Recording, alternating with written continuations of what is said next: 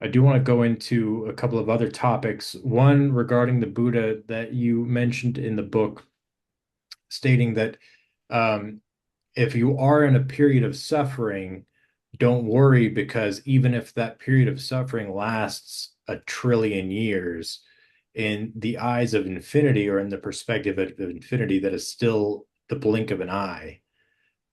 So it's still just a storm cloud that's passing overhead, and inevitably and eventually it will subside and something else will take its place.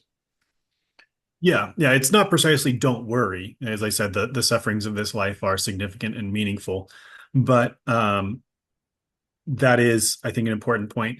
It's also something that St. Paul makes. He says, essentially paraphrasing, but the I think that the sufferings of this life are of little account compared to the glory that is promised us. Something's very similar to that. And so I think he's pointing to the same thing.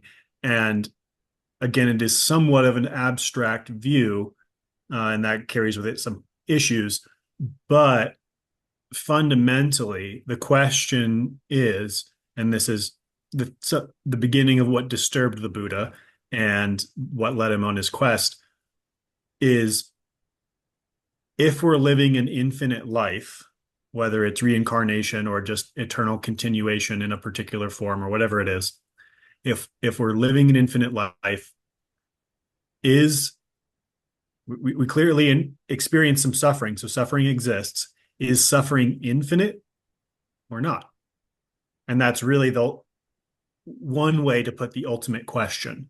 Um, because if suffering is infinite, then we are in infinite hell and there's no hope whatsoever. But if suffering is not infinite, if suffering comes to an end, then suffering is finite and the infinite dwarfs it unimaginably. Then again, like you said, no matter how many trillions of years it is, or some number that we couldn't even possibly articulate, infinity is infinitely bigger. I mean, it just makes it go away essentially. Um, so so that is comforting perhaps on an intellectual level, but there are ways to bring it about to a more direct embodied level. This is a point about Buddhism that I think a lot of people miss, and there's a couple of those that I go into in the book because I studied Buddhism for quite a while. Um, and it's fairly simple, but people miss the implications of it because the Buddha clearly saw the problem of potential infinite suffering. But then later, he clearly taught that suffering had an end because he said there's a path to the end of suffering. So he said there's suffering has an end. If suffering has an end, that means it's finite. So he came to the conclusion that the infinite ultimately conquered all suffering.